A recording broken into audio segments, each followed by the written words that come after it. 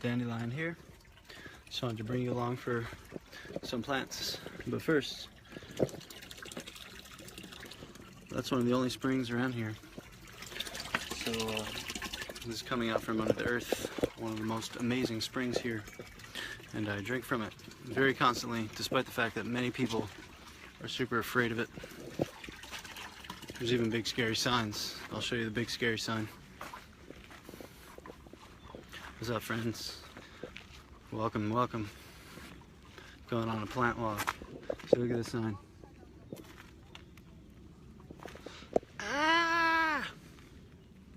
Watch out. Drinking spring water may be harmful, but we all know that bottled water actually has lots of toxic residues in it. So pretty amazing, but that's coming right out of the earth. It's glacial water. It's probably millions of years, hundreds of millions of years old, coming out of that aquifer.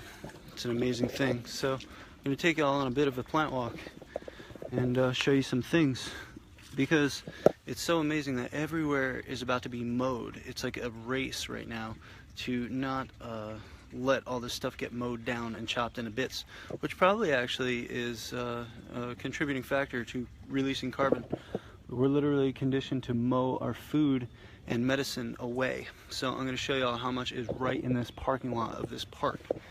This is broadleaf dock, Rumex obtusifolia, and this is one of the ways you can identify broadleaf dock by this sheath, and that actually has edible leaves, and they're pretty bitter when you just nibble them like that, but actually if you cook them, they're pretty good, especially when you add them into other greens. There are more mild greens out there, but it's actually very familiar. Curly dock is actually Rumex crispus, and that one has a tradition as a gallbladder and liver tonic, and so this one might actually have some properties similar to that. It's not burdock, which often people mistake, and burdock has a lot thicker leaves, and there's usually not a red area, so you'll find these greens all over the place, and dandelions are under there, and mugwort is also here, which you can see a whole bunch here. So this is one of the most amazing medicinal plants. Literally, if you have mugwort around, you have survivability around from so many things. Even if you had contaminated water, such as parasites, giardia, things like that. So this is a common, amazing medicinal plant, and it's completely called just junk here by people that I don't know what they eat. Maybe they eat junk, interestingly enough. And so this plant can be identified because it actually has a very bluish color on the underside, and that's actually the source of a traditional Chinese medicine method of acupuncture called moxibustion. They actually will heat that. So this plant is revered. It's called Artemisia vulgaris. That means of the people. It was always the people. This is for the people, by the people, but not of the people, because it's of the earth, and it grows everywhere. And if you know this one plant, you have an antiviral and an antibacterial, and pretty much almost every case you can think about, even up to a pandemic, is going to be viral or bacterial. So literally this plant is a famous herb in ancient tradition, and yet it's seen as bullshit to this culture, and it's time we revamp that. So let's continue in the parking lot here. So you have a huge field of mugwort. Of course, you have poison ivy. So guess what? You can avoid poison ivy. Did you know that? The way to avoid poison ivy is being able to identify it. And so if you can't identify it, you touch it. That's how you get poison ivy. If you burn it, you'll also get horrible poison ivy, but not a lot of people do that. So the number one way of getting poison ivy is by touching it, right? So guess what?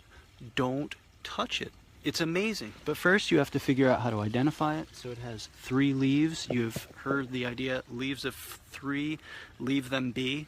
So that means you're not supposed to eat raspberries or strawberries. So, I like to say, it's actually more about teach your kids how to identify plants and tell them about poison ivy. So you can see all those beautiful red leaves. Native plant, not an invasive plant, okay? Poison ivy has been here for longer than the Nina and the Pinta and the Santa Maria. Don't forget that. So there's tons of chickweed. I'm going to find a really good patch of chickweed and show it to y'all. Lots of roses. So of course rose is astringent, it's tannic. So here's another plant they call an invasive weed. Why don't you make something out of it? Here's an astringent toner right here. You can have something similar to witch hazel right here. If you distill this, you can actually get beautiful tannic medicinal, which can even help in cases of hemorrhoids, which is an extremely common condition in America because people eat cardboard. Wow, it's a mystery. I wonder how they get those problems. Must be something that's happening to them. Okay, so here's great chickweed, one of my favorite medicinal plants. Chickweed actually has one look-alike. It's called scarlet pimpernel. Doesn't look that much like it because it has a square stem, but who the hell would look at a stem? It also has a red flower, or this one has a white flower. Hello, Anthony. Welcome. Ah, they're coming for us! Ah! Luckily not this time. So chickweed has a white flower. It has 10 petals. It's a beautiful plant, and it has pairs of leaves. As you can see, those are called opposite, but they don't teach that in school, really, do they? So you can eat this, like right here. You just stick it in your mouth. And chickweed tastes really good. It's also incredibly tonifying to the digestive tract. It has fiber, which means you don't have to buy orange flavored Metamucil and ask the question, what the hell's in there? And so you can actually allow this to grow instead of farm. And this one grows up and it's more nutritious than anything in the store. Look at the statistics on it. It has more iron, more fiber, more magnesium.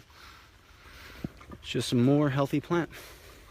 You can also put chickweed in smoothies. You know, you can blend it with all of your greens. I actually had breakfast this morning with garlic mustard and chickweed, and I chopped it up and sauteed it in some nice, delicious fat. And then I added eggs on top of that for my friend, and that is a powerful, delicious, healing, local, not shipped, right, meal that I got from my hands. So there's only so much you can actually gather from your hands. So think about that. And this is the world that you dwell upon. So there's food and medicine at your feet, but you've been taught that there's not, at least some of you. So this one has a square stem. It's similar to chickweed superficially, but if you actually look at it, it has a whorled seed pod. Gallium aperine, right? Cleavers. Cleavers because it cleaves. This one is a lymphatic tonic, right? So it's very important to recognize that the lymph system is the part of your body which upgrades your immune system. So if you want to have resilience against viruses and bacteria, then you actually need to clean your lymphatic system from all the plastic building up and all the heavy metals and all the pesticides and all the toxins that are going into our lymphatic system, and the dead cells, which is a normal process that happens, but it's getting backed up because of all the toxins in the atmosphere. Aren't you shocked? Wow, it has an effect on people. And, oh, coincidentally, they're not probably eating too many lymphatic herbs, especially not this one.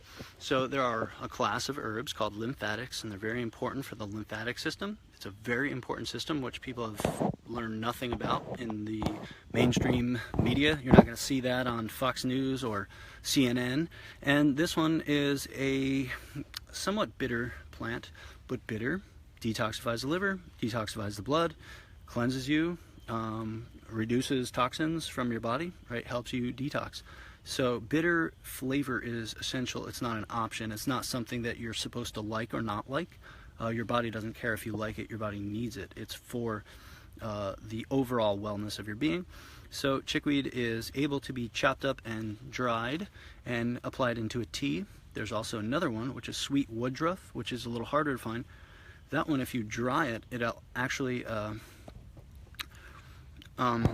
turn into a vanilla flavor. It's amazing. So people brought it here, of course, because it had a vanilla flavor. And again, we're conditioned to think, oh, it's just meaningless garbage on the side of the road. Let's mow it down. Instead of being like, wow, food and medicine is everywhere. And I highly recommend making that shift, friends, especially at this time in our survival as a species, if you're paying attention at all.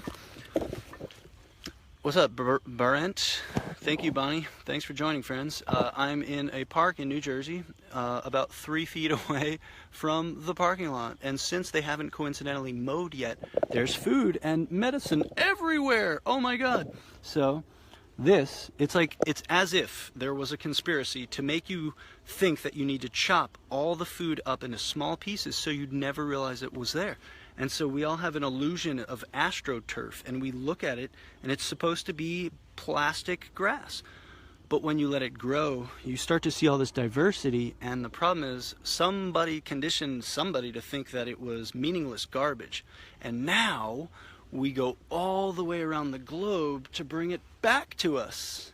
It just comes right back to your face. So this is basically kale, which would be grown in Mexico or wherever else it's growing, and it's right here. And the local plant park system's going, what the hell do we do with this invasive plant?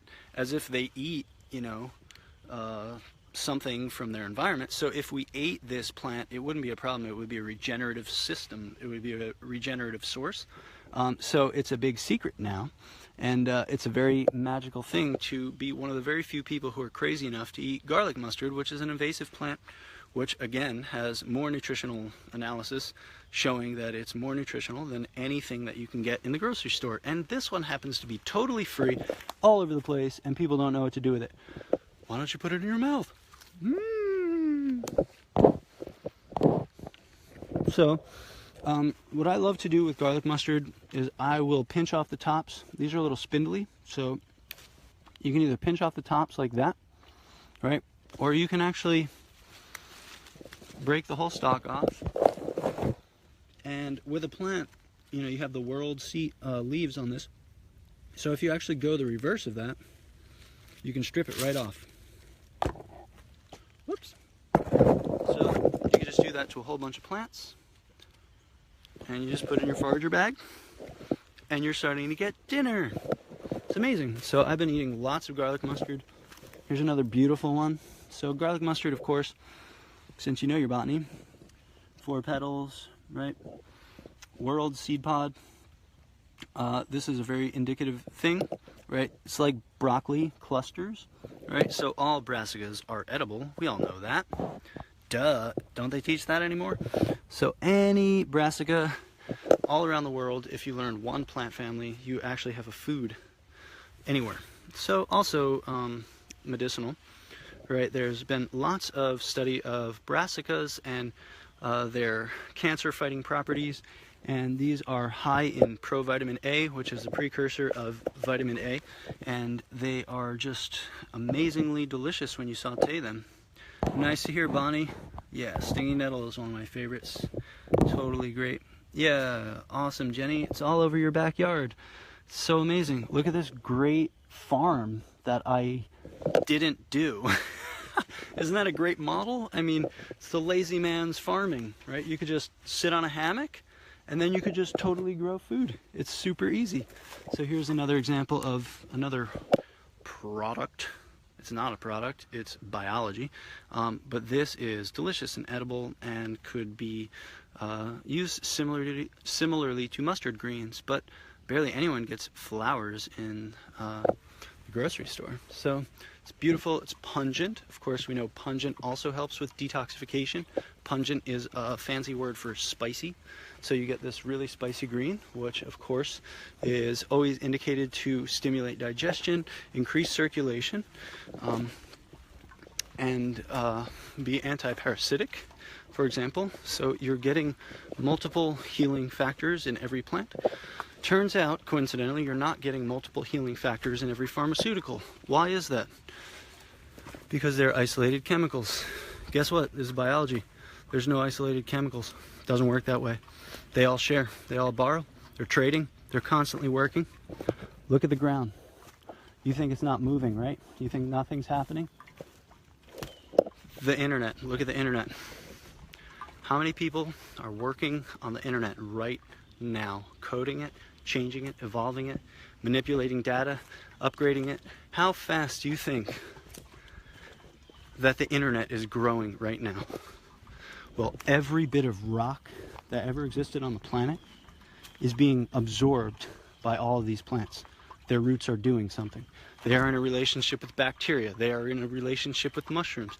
They are symbiotically sharing chemistry. They are symbiotically sharing minerals and vitamins, alkaloids, terpenes, resins, all kinds of plant constituents to co-evolve together, not to necessarily compete.